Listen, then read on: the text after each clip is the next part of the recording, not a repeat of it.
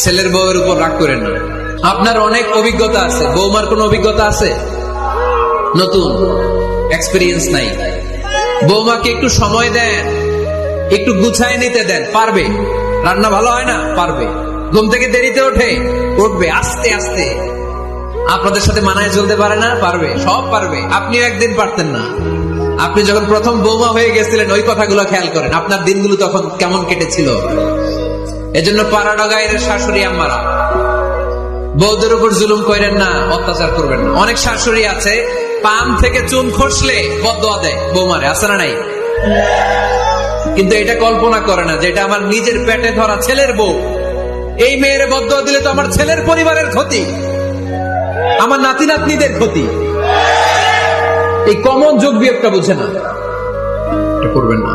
কষ্ট দিবেন না বৌমাকে। খেয়াল রাখবেন, আপনি যদি আপনার বৌমাকে